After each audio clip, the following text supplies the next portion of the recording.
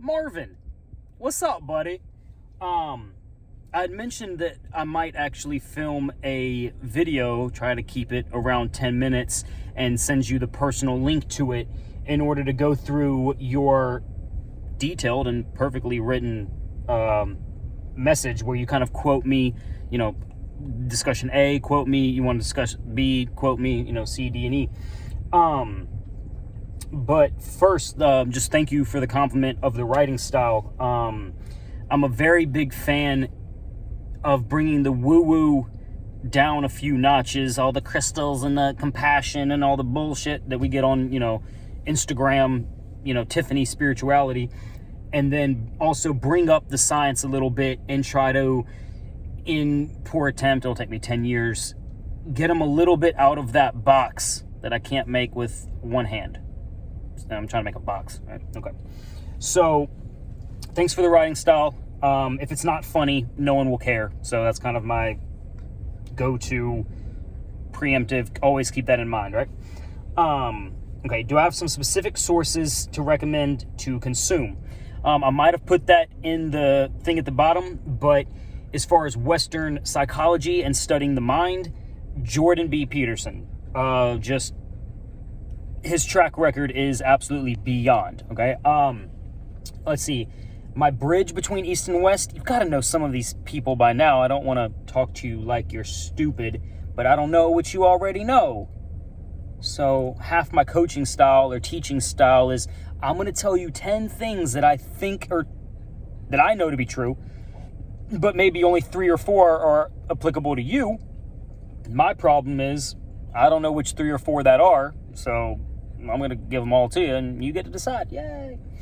So for the bridge, Alan Watts, and my Eastern, dude, I don't give this award out lightly. Sadhguru is not a charlatan. Don't really enjoy the fact that guru's in his name, but it kind of already has this air of pretentiousness. But after 3 or 4 hours, and he speaks at Harvard Medical School and Stanford, if I'm not mistaken, and a true Tibetan, actually born in India, yogi, there's something to be said when you have 9 million volunteers cleaning up the rivers and the ecosystem in your country, and also speak at Harvard Medical School, and you've been doing this for 30 years. So I give him... I can't speak highly enough of the guy. And it doesn't come from, let me drink your Kool-Aid. Okay, so Sadhguru for a source. Anything in regards to the scientific method, it's somewhat test, redo test, ask your friends test, can we all get the same answer? But what I kind of picked up from Jordan B. Peterson, to quote him again, is a methodology of research, okay? Somewhat do disconnected sources agree, which I alluded to in previous responses, and I will also go into here, later. But Jordan B. Peterson is very, very prone to always discussing, does it work on multiple levels? And I don't mean does addition support it, and subtraction support it, and does calculus support it, does physics support it, because that entire list is just one domain of math, right? So in an example, does math support it? Does physiology support it? Does common sense support it? Is there any literature that supports it? Do you have 200 or 300 anecdotes that support it? Do you have other cultures that support it? Is it funny? Does it make sense to a 6-year-old? Is it written in any Disney movies? Then now you've got so many arenas suggesting one thing to be true. Whatever that one thing is, that kind of changes case-by-case basis. So as far as that's kind of what I mean by the scientific method is, what can we do to get out of the realm of subjective and into the domain of objective truth? Because there's really not that many things that are objective. And that's for good reason. It's the idea that, let's say every human, I'm just going to make this up, Every human needs to learn funny little things about forgiveness, compassion, self-esteem, and how to take care of their body. Just 3 or 4 goals that everyone gets 80 years to work on. They're arbitrary, but I'll get to the point.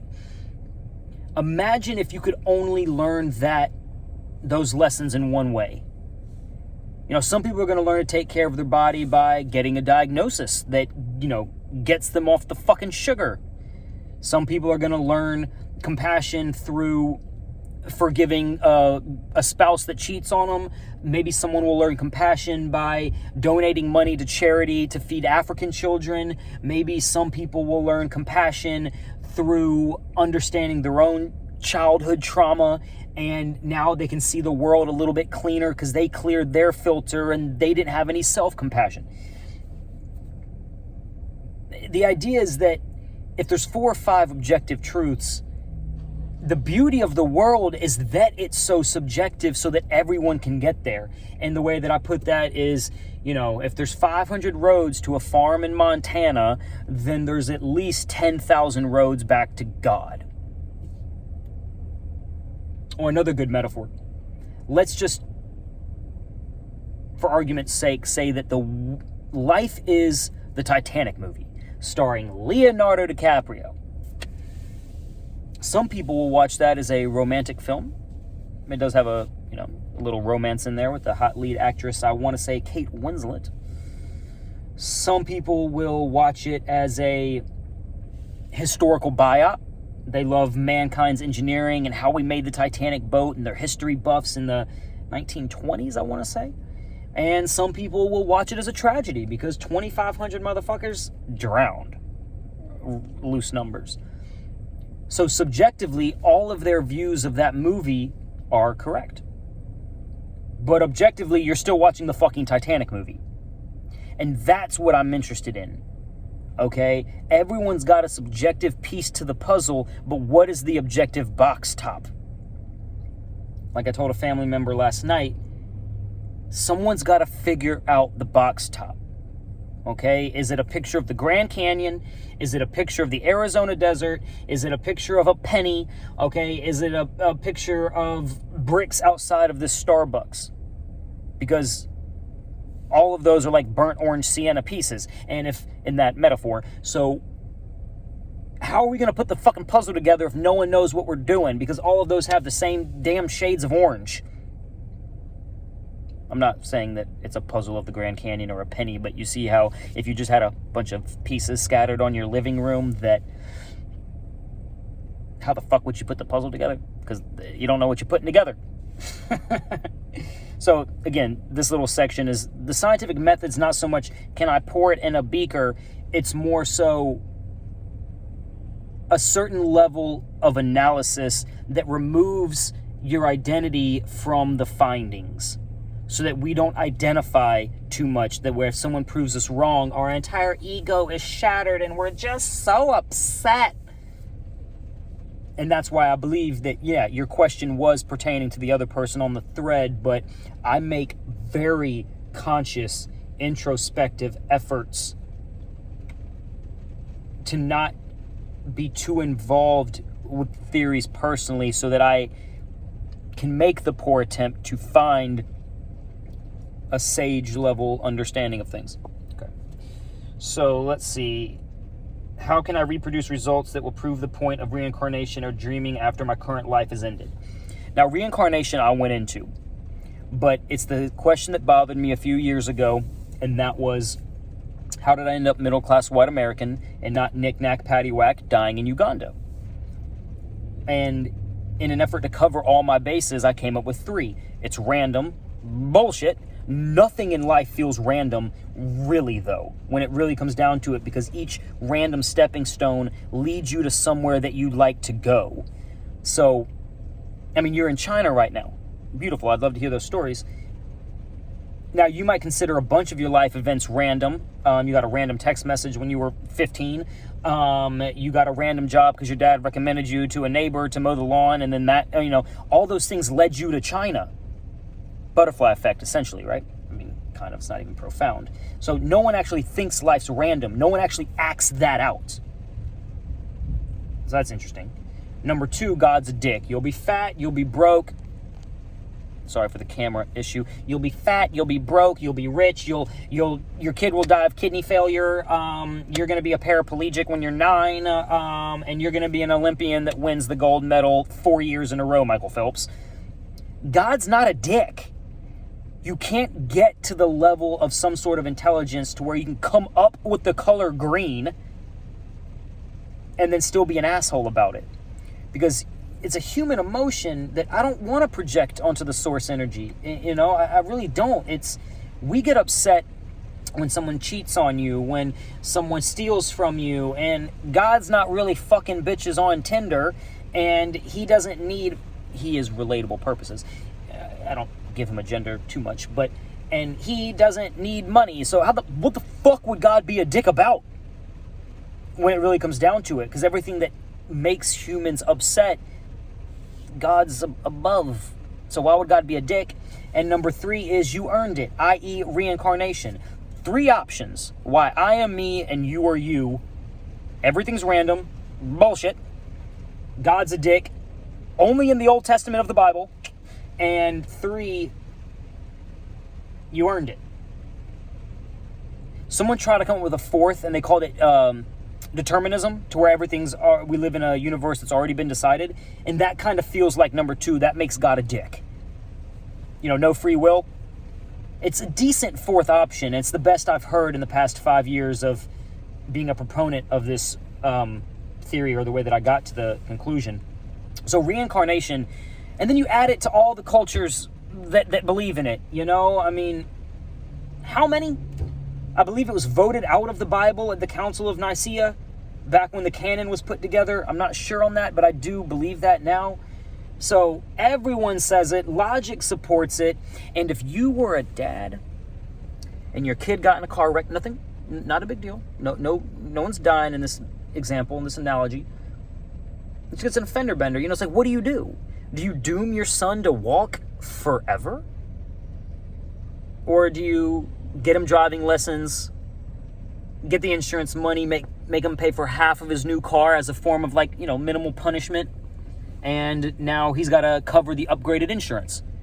All right, so if you would give your son another chance, in what fucking world would the creator of all burn you in fire or, you know, bleep you out of existence for fucking it up after one chance?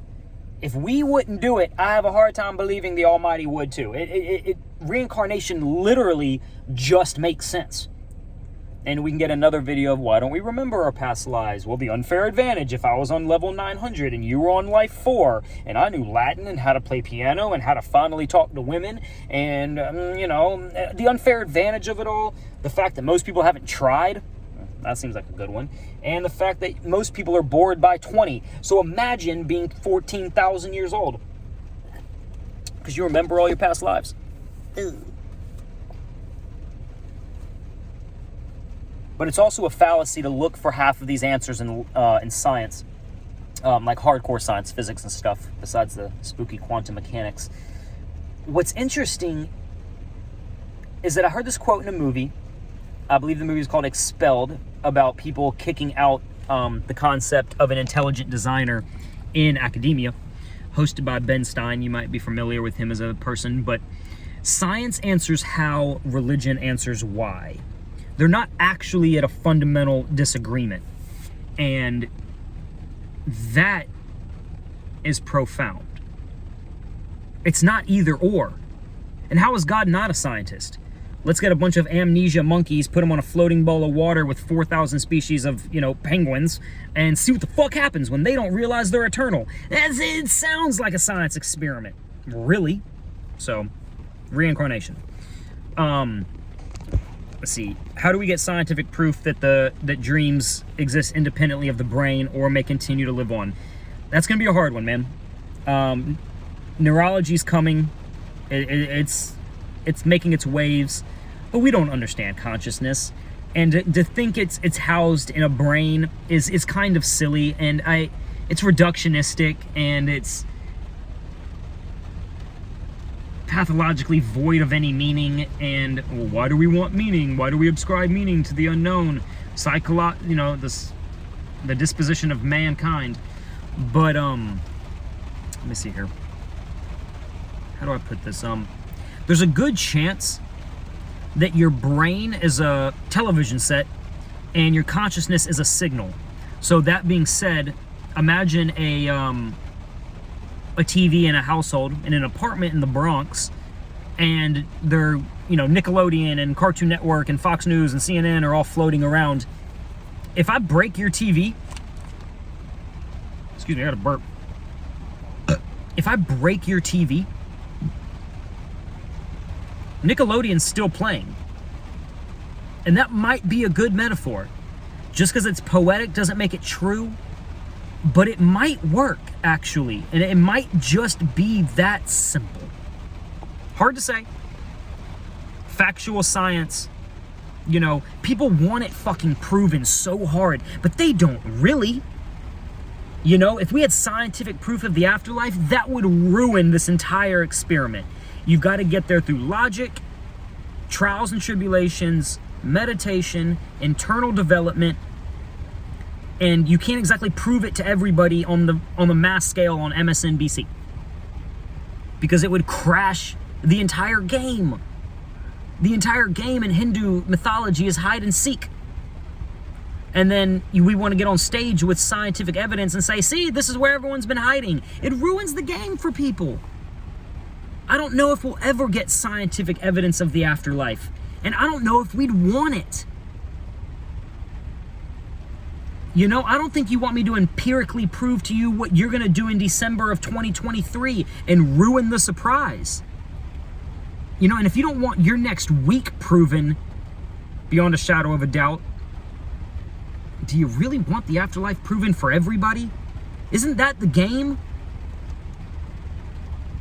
Give up the pussy and go find God? I don't know. That's one of the biggest questions to ask is, will science ever get there? And if it does, should we? I don't know. You've been living in China. That's dope. That's fucking dope. I've said that before. Common denominators between religions.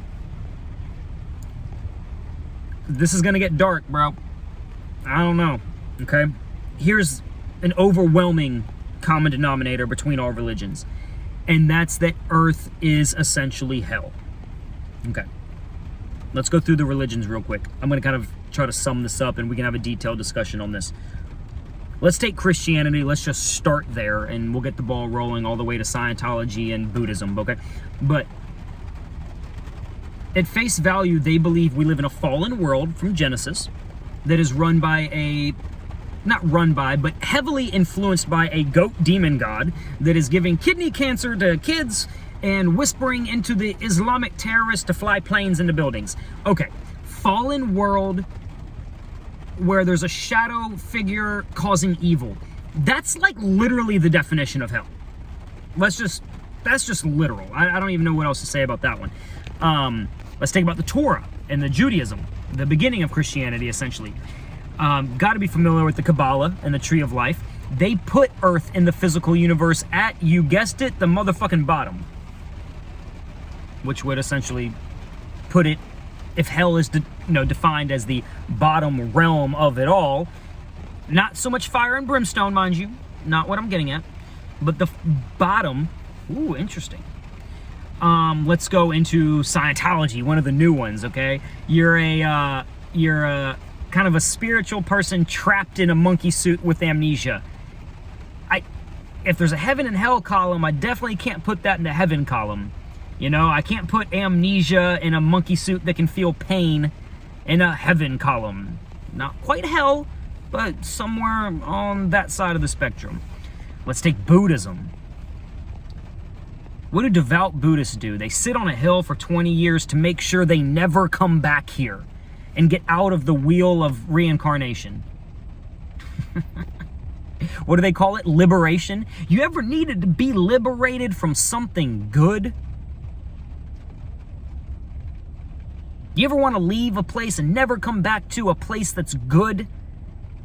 They're not coming out and saying it's hell, but they're definitely painting it in a negative light, bro. Or Hinduism, where God's with amnesia. Again, I don't put that in the... That's very similar to Scientology.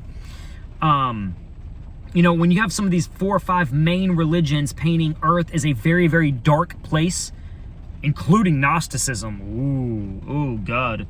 That Earth was an accident made by a lesser God. That's why you're in a body that can feel pain. But Zach, we need the pain to appreciate the pleasure. And that's why you're here, because you're fucked. If you can't appreciate sunshine without rain, that would be why your soul's down here. You crave chaos. Or to put it in a much more morbid way, women need the fear of being raped in order to appreciate emotionally bonding and safe romantic lovemaking. How dark is that? Nature wants to kill you. We're afraid of every animal. That's why we fucking ran away from nature. That kind of feels like hell. Maybe it's not hell to you, because there's levels in the reincarnation Mario game. But for knick-knack paddywhack dying in Uganda with an arm chopped off for blood diamonds in a 40-year warfare that's probably been going on for significantly longer, in a desert with no water, both parents are dead of AIDS, I run from bills and they run from lions, that's almost literally hell. Like, it doesn't get worse than that because God's not a dick. Again, God's not a dick. That's a common denominator between religions. That Earth is actually the lowest sphere of creation. That's why there's chemicals in the water. That's why they're fucking with you in politics. That's why you don't remember who you are. That's why you spend a third of your life in blackness. If you live to be 90, you slept for 30 years. And that one math fact is what got me on LD4All originally 10 years ago, at the height of my lucid dreaming. I've since trying to get back into it. I might have mentioned that on the thread, that relationships can kind of suck you down to earth, literally and figuratively, because you did get here through a vaginal wormhole. So you try to climb in that same vagina to get the fuck out. It's weird. But another common denominator between religions, Buddhism being slightly different, but they all have a creator God. That's what I was kind of getting at. That's why I believe in a God, is because everyone says there's one. Everybody. What, everybody's wrong? It's like no one believes in aliens. What, how do I put this? Every crop circle is bullshit? That don't make no sense. That literally makes no sense. Every Navy pilot was suffering from high altitude sickness and never saw an alien. That's why I believe in a God, because everybody says there's one, and the world's designed too well. I know the atheistic community does not like, oh, it's so complicated, God must have done it, huh? They feel like that's shallow thinking or surface level thinking. But if you open your eyes and just look at the surface of the world, bro, how am I really doing this? How am I blinking to a rhythm and having sounds vibrate off my tongue, go through moonbeams, come back to you, influence the airwaves in your ears, hit your fucking brain, run through all the synapses and your memories of the words you learned in 3rd grade, and somehow make sense about a deep topic while I'm inside a human body that can float on a ball of water with a ball of fire nitrogen or helium or whatever the fuck makes the sun up. Bro, shit's so fucking weird. I had to quit drugs to actually figure it out. You know, drugs help you ask questions. Sobriety helps you find the answer. That's Zach Sims original. You can use that any way you see fit.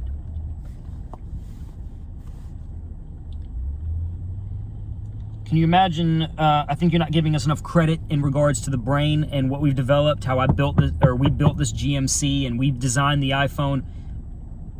Don't equate that with building worlds for 30 years of your life in subconscious lessons. This brain, I'm not sure if the brain's doing it, because it's almost too profound for a little ball of flesh to actually do. My dad was a veterinarian and used to run many autopsies on dogs and cats, and I understand they don't have the same brain as us, but to look at something that's literally an electromagnetic, it actually looks like intestines balled up, which might be where we get the gut feeling concept from, that you have a lot of nerves in your intestinal tract as well. But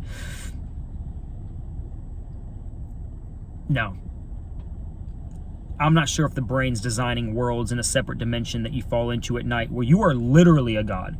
Like, not even, like, you make the world. I don't know if the brain's doing that. I mean, it actually seems kind of silly to suggest this heap of flesh is creating a reality every night.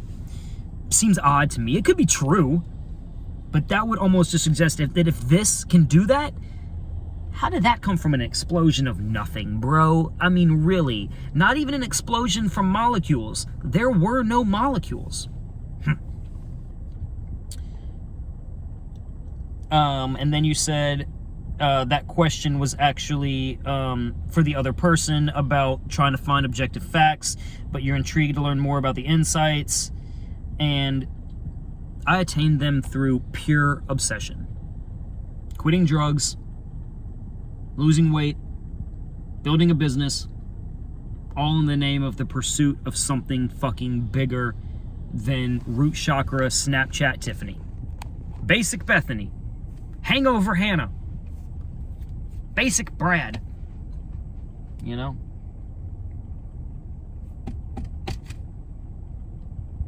When the only animal that really still likes us, dogs, when the only animal that really still likes us just happens to be God backwards, we can't keep throwing the word coincidence at something when we're unsure of what it means and too afraid to find out. There are many things swept under the rug that humans have compulsively through the generations put into what I coined the term, the not real box.